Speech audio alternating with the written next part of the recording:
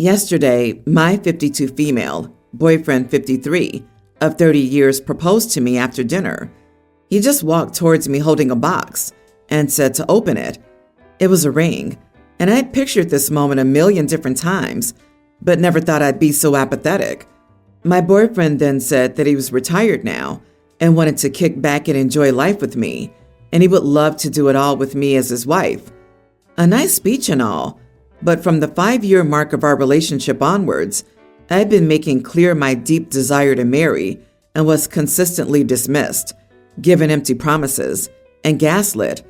We had been through the gamut with therapy, and one counselor implied that me telling him we needed to go to therapy and getting his butt on the couch still meant nothing if his mind had been made up. I was in denial about the fact that he was just giving me the false illusion of progress to stall. My boyfriend and I have 4 kids.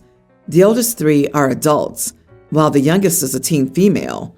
She was sleeping over elsewhere when this all went down. Our kids went to a private school filled with typical Southern soccer parents. I had to endure PTA moms' jabs about me not sharing a last name with my kids. Preteen years were a nightmare because the other kids would taunt my kids by saying, "Your dad would rather sin and go to the bad place than marry your mom." My boyfriend's mom would tell him marriage would be selfish on my part. It's just a piece of paper. My boyfriend ended up rising up the ranks until he became an executive. I was a stay-at-home mom, so I felt like there was always a power imbalance, exasperated by the fact that I could be tossed any time. I partly stayed because I wanted my kids to have the best life and because I felt lucky and proud to be partnered with such an intelligent, successful man. But I also loved him. These past few years, my boyfriend's career has taken a downturn.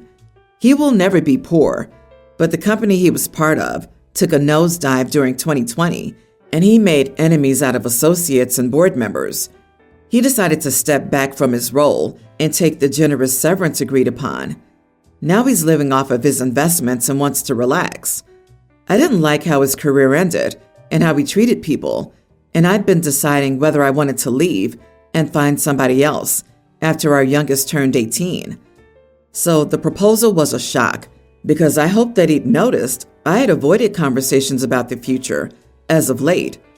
He rattles on about downsizing our house so we can travel and also cutting back on our other expenses, but we're not married, so it's all his money in his house anyway. He did notice my eye roll and was offended. He asked what was wrong, and I said that suddenly, now that he was downsizing, I was good enough to marry. He got mad and said now that he's downsizing and no longer is an executive, I suddenly think our relationship is disrespectful, and started implying that I was a gold digger. I was so angry I walked out and said I might just go looking for a respectful relationship because I don't know what respect is anymore. Am I the idiot for rolling my eyes at my boyfriend's proposal because it took 25 years of me begging? Wowza, what did he expect? What did you expect? And he called you a gold digger? You've been with him for a quarter century without ownership in anything, and he called you a gold digger. Everyone's the idiot here. Him for not committing to you, but having 4 kids with you, and you for staying with him and having 4 kids with him. There was a reason that he refused to marry you while he was working, and a reason that he's willing to now. I would get to the bottom of that before I agreed to anything with this man. I bet he wants someone to care for him when he's old and infirm, or he has some debts. I feel like OP is not in a common law state. That's why her boyfriend refused to marry her. I feel like this is something he would be aware of already. I get the vibes that he's always scared she'd take his money and house, but now that he's downsizing and doesn't even want a house, there won't be as much she could take. Now most of her life is past, and she can't even claim to own a house. I agree, they aren't in a common law state, but I think she's done. She's not made her own career. Being an unmarried stay-at-home mom put her in serious financial jeopardy. She has no retirement or Social Security benefits of her own. It sounds like her name is not even on the house documents, and she's probably not listed on his retirement account either. She has no choice but to accept the marriage proposal, assuming that the boyfriend is still going to want to marry her. Otherwise, she's going to be homeless and working her entire life until the day she dies. I want to feel sorry for her, but she's 100% played herself. This dude is trash, but she acted like the dumpster smelled like roses. So I hope that it all works out for her in the end. Lady, consult a divorce lawyer ASAP to find out where you currently stand, whether or not the 25 years you've invested in this relationship have entitled you to any assets or financial support. They can advise you on the best next steps. If you're serious about ending this relationship, ensure you go about it as best as possible. You might need to briefly marry him. Good luck. My 35 male sister-in-law, Laura, 33, doesn't have a child. She's been through many losses in the past, too. After my wife, Madison, 34, gave birth to our son, Ethan, we allowed Laura to interact with him. We dropped him at our house if we wanted someone to babysit, etc. Whenever they came here, she played with him and all that. Yesterday, we dropped him at her place again, and when we arrived, she was playing with him. We just remained there for a while and talked while she played with him. I heard her saying, "Where's your mother? Your mother's right here," referring to herself. I didn't like that, and Madison didn't either, but it got worse. She said, "And your father's here to play with you as well," referring to her husband. I was about to say something as I was shocked, but then I realized that Ethan now called them Mama and Dada for the first time. It was the first time he ever said his parents' names, and it was theirs. He'd never called us that before. Madison began to cry a lot while I got furious. I called Laura a witch and asked her what she was thinking calling them that. Her husband got mad and they began to argue, saying that he was as good as their son, etc. Madison accused her of being a backstabber, and in the end, we took Ethan away from them by asking them not to treat my son as if he's theirs. Laura was crying and her husband shouted at us while we left. I was wondering whether I overreacted. I know they don't have children, so did I do anything wrong? Am I the idiot? Not the idiot. Their struggles to have a baby are incredibly sad, and I can see why you're tempted to give them a free pass or feel guilty for setting a reasonable boundary because of it. But it is profoundly unhealthy and threatening for them to be trying to displace you as Ethan's parents. It'll be incredibly confusing for him and could result in a genuine attachment problem and resentment as he gets older. Time to have a cool-off period from sister-in-law and brother-in-law. Yes, it's wrong of them on so many levels, and it's not okay. So of course you got mad, but there's something off. Did you allow Laura to interact with him? By babysitting? So you generously gave her childcare responsibilities. Also, how often was that?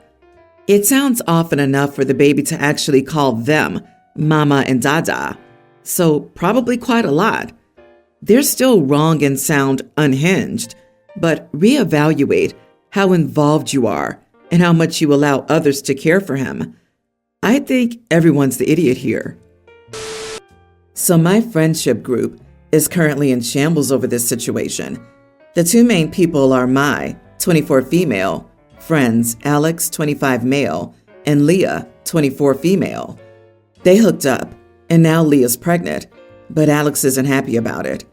Alex and Leah have always been weirdly close, but they never crossed the friendship line, and clearly for good reason.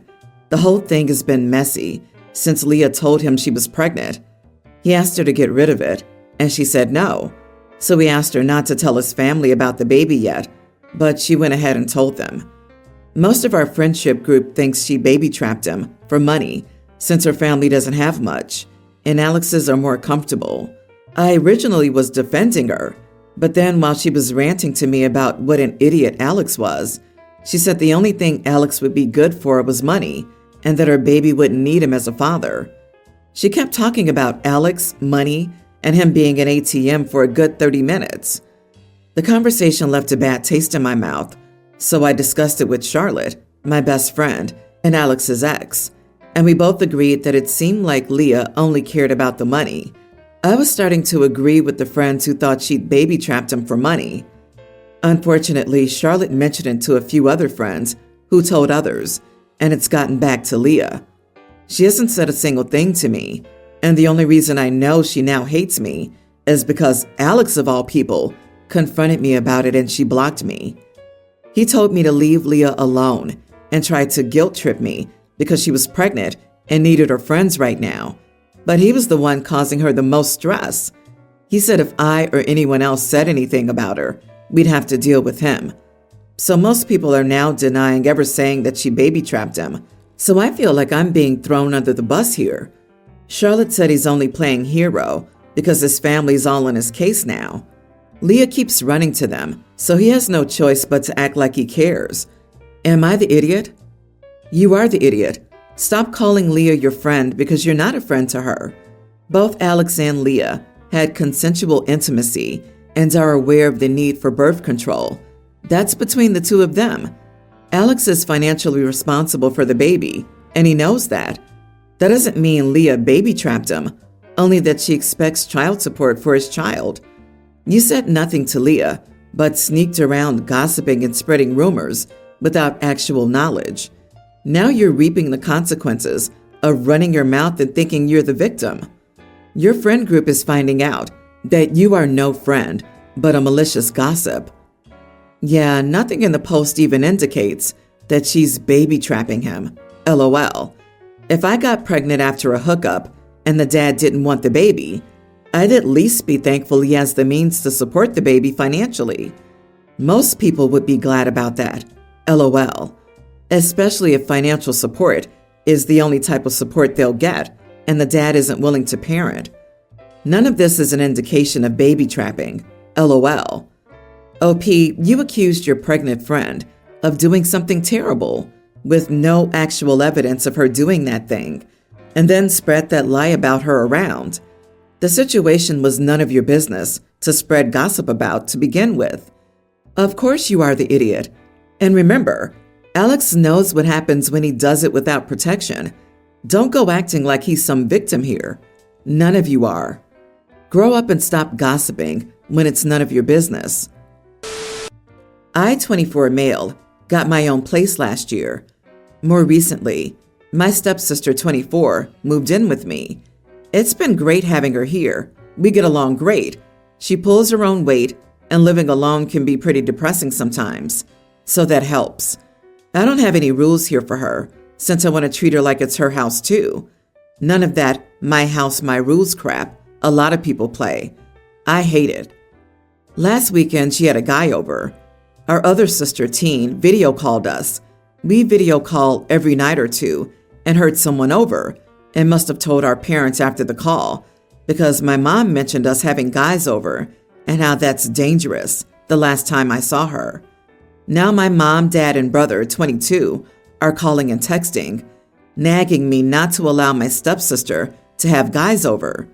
I basically only texted back, "Get lost.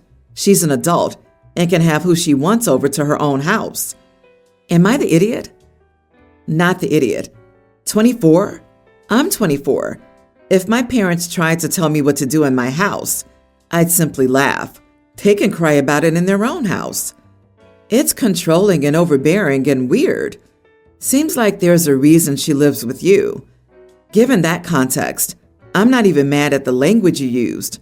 The irony here is that they probably wouldn't care if you had girls over, but your stepsister, of the exact same age, is to be protected and shielded from the very same behaviors. It's super archaic thinking, and honestly, it's nice that you went up to bat for her. I get that your family sounds close and all, but your siblings need to back off. There's no reason why everyone in the family should stick their nose in your stepsister's love life, especially if they wouldn't do it for other family members.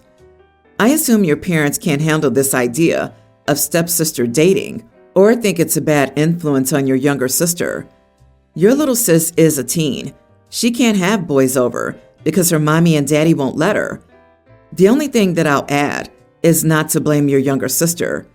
Sure, it would have been better if she didn't say anything, but she's young and probably thought she was doing the right thing. even if it ended up with all this drama. I've been with my boyfriend for 3 years. I was introduced to his children 6 months or so ago. They're great kids, but all of them lack boundaries, and it's obviously a parental issue more so than their issue. They're a young male teen, a female tween, and a male pre-tween. The 2 younger ones have ADHD as well and are off the walls 24/7. We started doing weekend sleepovers 2 months ago, and it's honestly been a nightmare. For no other reason besides the fact that I have zero space to decompress because the kids follow me everywhere I go. They have no clue how to entertain themselves. Given that they're literal children, I don't blame them. But my one hard limit is the kids being in my room. I don't like anyone in my bedroom. That's my private space. But there have been multiple times when I've been in the bedroom and one or all of the kids will come in and take over my bed completely. I've told my boyfriend I don't want anyone in my room, and it just makes me uncomfortable. But it's almost as if he thinks it doesn't apply to his children, because just days after telling him this, he and I were watching a movie around 7 p.m. when the kids have their downtime and had a movie on for themselves in the living room. And all of his kids came into my room and immediately climbed into my bed. So I was stuck in a 2-foot square in my own space because I couldn't move otherwise. And it happens all the time. If we're in my room, they are too. If we're in the kitchen, they follow us. If we go outside, they're right behind us, but we can't get them to go outdoors by themselves. Yesterday, I had a terrible day. Family stuff. My boyfriend had his kids over, and I needed space away from their chaos. I said I was going to my bedroom to get time alone. Boyfriend comes in maybe 20 minutes later to check on me, and not even 2 minutes following that, his kids are in my room and on my bed. The youngest is doing flips and moving the bed from the wall. I told them to get out 6 times before they actually listened. My boyfriend said that they just wanted to be around us, and I said I don't care. He asked me to make a schedule of when they could be in my room with us. I refuse. He says I'm being unreasonable, and that by being a single parent, I need to learn to compromise. Edit, I'm 30 and he's 32. The only issue I have is with the kids being in my bedroom. I get along with them well, but it doesn't change the fact that my space is disrespected, and they have no business in my bedroom. We don't live together. This is happening at my home. He's been bringing the kids to my house every other weekend because we've been tiptoeing about moving in together. Not the idiot, but you have a boyfriend problem, not a kid problem. Your boyfriend isn't respecting your boundaries, and you aren't enforcing them. I don't think it's unreasonable for you to be able to request your bedroom be a kid-free zone for several hours. At the very least, the kids should be required to knock and ask for permission before entering. That's just common courtesy, and they're old enough to understand. Unless your boyfriend is willing to work with them, I think you may have a difficult decision. Yeah, if OP's asking for alone time and the boyfriend crashes that 20 minutes later and the kids are following him, he's not respecting boundaries. And obviously, he's not going to teach his kids any better. OP, this is your house, not a shared one. He's right that if you're serious with someone who has kids, you will need to compromise. But he's also not asking you to compromise. He's asking you to completely sacrifice your bedroom as a personal space. You two are not compatible. Time to move on.